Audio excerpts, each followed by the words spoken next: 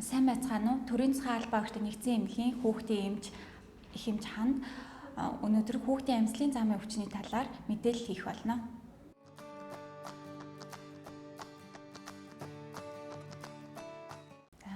Тэлгүй ах уу, хүүхдийн өвчлөлийн дотроос мэдээж хэрэг амьслын замын өвчин бол нэг номерыг эзэлдэг.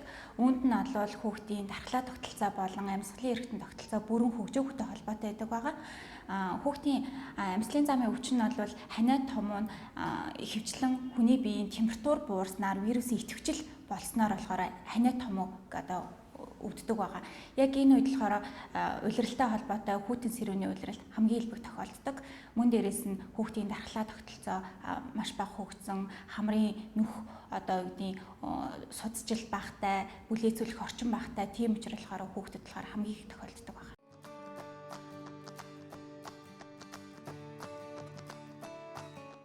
За энэ үед болохоор хамгийн гол одоо бидний хүүхдэд дадлыг судлах шаардлагатай байдаг. Ялангуяа олон нийтэд харьцаад ингээд ирсэн үед бол хүүхдэд амны хаалтыг тогтмол зөөх, за тэрэндээ бол амны хаалтаа тогтмол зөөхдөө зөөх хэрэглэх амны хаалтыг зүүсэн яг тэр амьсгалж байгаа хэсэгтээ гараар хүрэхгүй байхыг маш сайн сануулах хэрэгтэй. Мөн дээрээс нь гараа тогтмол савндаж угаах, ганцхан савндаж угаах гэдгийг эцэгчүүд маш сайн зааж өгдөг байгаа. Одоо л бүгдөө ингэж маш сайн ойлголттой болсон. Гэтэ энэ дээрээ алдаад байдаг зүйл нь гэх юм бол хөөсөртлөн савндаад 20 секундээс дээшээгээ савндаж угаах байгаа. Тэгэхгүй бол ингээд маш богинохон хугацаанд савндаад өнгөрөх төдийд бол тэр нөгөө нян вирус нь болохоор гаранд болохоор тогтмол наалдсан хിവэрэ байж идэг. Яг ингэснээр болвол нөгөө хүүхэд маань хоолоо гараараа барьж идэх тийм ээ. Яг тэгснээр эргээд нөгөө вирусын халдварыг болохоор гараараа дамжуулах нөхцөл нь болоод өгдөг. Мөн дээрээс нь яг улиралтанд тохируулж хувцлах хэрэгтэй. Одоо намрын улиралт бол өглөө оройд сэрүүхэн өдөр халуун болоод эхэлдэг байгаа. Тэгэхээр хит нэмгэн хувцлах эсвэл хит зузаан хувцлах нь бас хүүхдийг бол ингээд амархан ханиад том хүрх эрсдлийг нэмээд өгчдөг. Мөн дээрээс нь шингэц сайтай, шингэн хоол хүнсийг түлхүү хэрэглэх.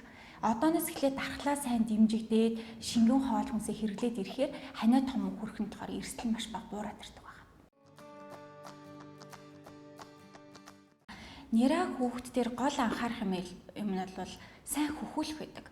Сургуулийн насны буюу том хүүхдэр шингэн хангалттай сайн уулах гэдэг бол нэраа хүүхдэр хангалттай хэмжээгээр сайн хөхүүлэх. Шингэн зүйл их хэрэглэснээр цусны эргэлт сайжран дархлаа тэр төдийгөө дэмжигдээд ирдэг байгаа. Мөн дээрээс нь бас л нөгөө дадал, асаргаа гэдэг юм дахиад яригадаад ирдэг байгаа. Яагаад нэраа хүүхдүүд илүү их ингээд ханиад хүрээд байна тийм ээ? Тэгэхэд цэцэрлэгийн насны одоо ах нь их чинь, сургуулийн насны ах нь их чинь, аав ээж нь гадуур одоо үгдээ орчин нийгэмтэй харьцаж байгаа хүмүүс нь халдварыг зөөгч, дамжуулагч болоод ирдэг.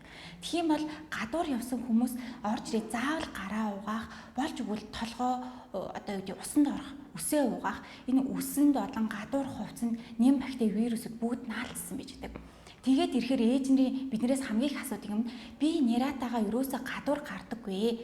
Тэгээд хахад яагаад ингэж манай хүүхд ингэж ханиад хүрээд байна, жилдээ 4 удаа 5 удаа ингэж хатгаа аваад байна гэдэг асуултыг асуугадаг. Тэгэхэд ингэж аав нь эсвэл гадуур ажиллаа хийдэг ээж нь эмээ өвөө нь ах нь их чинь яг энэ халдварыг ингэж дамжуулж яадаг. Тэгэхээр л нөгөө дэглэмээ сайн бариад ирэх юм бол нэраа халдвар бас буураад ирнэ. Мөн дээрээс нь нэраа хүүхд дээр ханиад хүрж байгаа гол шалтгаан бол агаарт гарах байдаг. Агаарт гаргах дээр дандаа ингэж алддаг байгаа. Эндээр ингээд нөгөө агаарт гаргана шүү, гараа савнаж угаан шүү гэсэн юм нөгөө ингээд тодорхой ингээд тоочны хариултуудыг хэлээд өгдөг. Агаар салхинд гаргана гэдэг нь болохоор бас тэрэнд нь бас юм дүрмтэй одоо журамтай гэх юм тэгж гаргадаг байгаа. Агаарт өдөртөө 30 минутаас дээшгээ гарахгүй нэраа хүүхдийг. Тэгээд хасах 30 градусаас дээшгээ хүүтэн үед бас агаарт гаргахгүй. Агаарт гаргана гэдэл тэгэхээр байрныхаа гадаа эсвэл бол хашаанда ингээд 2 цаг 3 цаг манай хүүхд гадаа гарахаараа л унтаад ид ингээд нөгөө хүүхд маань жиндээ дааруулаад ханиад хүргэсэн байдаг. Тэгэхээр хүүхдийн маань нөгөө би түрүү анх хэлэхдээ хэлжсэн хамрын садалцанд нь судасжил багтай ус байхгүй тийм ээ. Ямар ч агаарыг ингэж бүлээцүүлэх орчин байдаггүй. Тэгэхэд нөгөө хүүхдээ гадаа жиндүүхэн хүүхэд нь би өөрөө даахгүй байгаа юм чинь хүүхэд маань ч гэсэндээ даахгүй байгаа гэж ойлгоод гадаа удаан гаргадаг. Энэ нь бол хүүхдээ жиндээ дааруулаад ханиад хүрэх гол нөхцөл болоод өгдөг байна.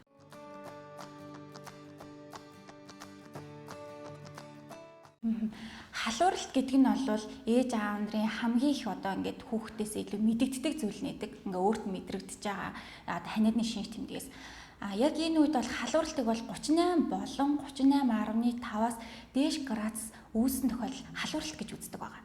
Харин 37 градус гэдэг бол тэрний ханиад вирус өвчний эсрэг үзүүлж байгаа дархлааны хариу урал гэдэг. Тэгэхээр шууд бол халууныг бол бууруулахгүй, мэдээж хэрэг дархлааны хариу урал энгийн үгээр хэлбэл вирус нингийн эсрэг тэмцэлдэж байна л гэсэн үг. Бие махбод нь. Яг энэ үед шууд бууруулах юм бол нөгөө дархлаа идэвчихгүй байна гэсэн үг.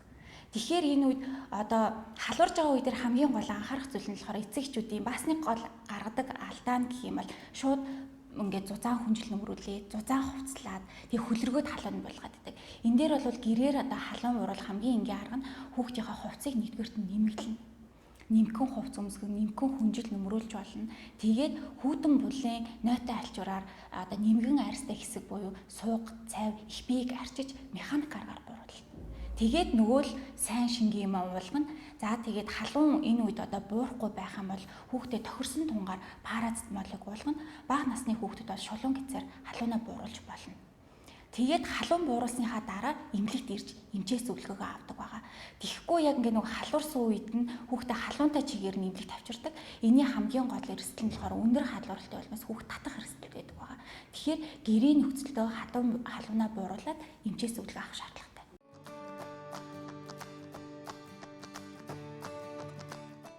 Хүүхдийн амьсгалын эрхтний тогтолцоо бүрэн хөгжөөгүй, том хүн шиг биш ээ.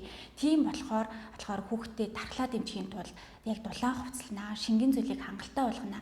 Энийн гол шалтгаан гэх юм бол вирусууд, ялангуяа риновирус гэдэг одоо болвол яг дэгдэлтэй байгаа вирус нь бол хамрын салст нусгоож шинж тэмдгээр илэрдэг.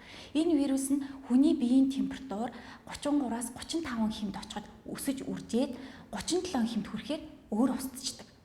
Тэгэхээр ихэнх вирусууд бол яг энэ зарчмаар бол ингэж явагддаг байгаа. Тэгэхээр бид нэр яагаад шингийн юм уу? Яагаад халуун бүлээн шингийн юм бодлого гэдэг. Тэгэхээр хамрын салстанд байгаа температурын хэмжээ багасах тусам тэнцээ нэм вирусууд өсөх үржих таатай орчин бүрдэж байна. Харин халуун юм уугаад, халуун дулаан хувцлаад, хоолоо сайн идээд, унтаж амраад ингэж ирэхээр нөгөө вирусууд хөвчлэн өөрөө устдаад ингэж устдчихдаг гэсэн. Тэгэхээр заавал эмний шаардлага байхгүй. Тэгээд бас ингэж хүмүүсийн хэлдэг юм тэр антибиотикын дээр болвол ингээд ханиад хүрэхээр хүндрхээс нь төрүүлээд антибиотик хэрэглэжээ гэдэг. Энэ бол маш буруу байдаг байгаа. Антибиотик бол нянгийн гаралтай, нян устгадаг. Тэгэхэд бид нэр вирусын ханиад хүрчээд нянгийн эсрэг юм уугаад ивэл нөгөө антибиотик чинь бидний хэрэгтэй, хэрэггүй бүх бактерийг шууд устгаад дархлааг шууд бууруулад ирдэг. Тийм бол нөгөө вирусүүд чинь өсөх, үржих орчин, таатай орчин бүрдээд ханиад улам хүндэрдэг. Тэгээд зарим нэгэн тохиолдолд нянгаар үсгэгдсэн вирус халдваруудын үед ээж аав нар нөгөө антибиотик уугаад идэгчээр угаасаа антибиотик уунгууд шууд идэт юм байна. Одоо шууд антибиотик уулгачий гэд дуран мэдээ антибиотик хэрэглэдэг. Тэр нь дараагийнхаа хатгаагаар хүндрэх эрсдлийг бол үүсгэдэг байна.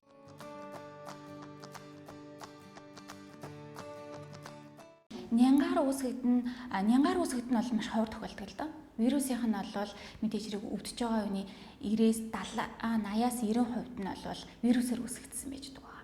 Нянгаар үүсгдэг халдвар мэдээж хэрэг яг нөгөө вирусыг бодвол тэгж амар өгсөн өндөр халуурахгүй, вирусын бол маш өндөр халуурна. Нингийн гаралтай нь бол өндөр халуурахгүй, идэрхэг ногоон нусгоож тийм ээ. Эсвэл нингийн гаралтай бусад өрөвсөлт өвчнүүдтэй адилхан болохоор ингээд хатгаагаар хүндрэх эрсдэл үүсэж эхэлдэг байгаа. Харин вирусийнх нь бол хамар, залгуур хэсэгтээ өрөвсөл үүсгээд нусгоож, хоолой ирвэх, хуурай ханиалах гэсэн завираа үүсгээд тэгээд хүндрэл нь болохоор арай бага тохиолдно. Тийм, вирус гэхээр бас энэ дээр нэг юм тодруулаа хэлэхээр вирус гэдэг ойлголтыг хүмүүс ганцхан гэж ойлгочдөг байгаа. Ганцхан вирусын тухай яриад байгаа юм шиг 20 гаруй нэр төрлийн вирусууд ээж байдаг. Тэрэн дотроо бүгд өөр вирусуудын вирус болгон өөр ингэсэн онцлог шинж тэмдгүүдээр илэрч болдог. Гэхдээ ихэвчлэн мэдээж ирэл нөгөө халуурах, ханиалгах, тийм ээ хоолоо өвдөх гэсэн завирууд нь бол түгээмэл шинж тэмдгүүд нь бол ижилхэн байдаг байгаа. Тэгээд нөгөө 7 хоног болгон вирусын тандалтын багаас тийм вирусүүд илүү их дамгаа өвчлүүлж ийна гэсэн мэдээллүүд нь байдаг. Жишээлбэл энэ 7 хоногт бол аденовирус, риновирус, эрис вирус бол илүү их байгаа. Энэ вирусүүд нь хөвчлэн суулгалт бөөлжилтийг үүсгэдэг байгаа. Энэ суулгал бөөлжилтийг үүсгэх нь тэгэж ингэж одоо хүндрэлээр явагддаг учраас бид нар болохоор одоо за манай хүүхд тийм ээ суулгал бөөлжилтөөр хүндэрч магадгүй учраас аденовирус, реновирус нөгөө хамар залбиртаа тий удаан байдаггүй, халуун дулаан болоод ирэхээр устдад алга болчдаг. Тийм болохоор бид нар бүлээн шингиймаа сайн уулгах хэрэгтэй байна. Амны хаалтаа сайн зүлэх хэрэгтэй байна гэдэг дээрээ л анхаарах хэрэгтэй.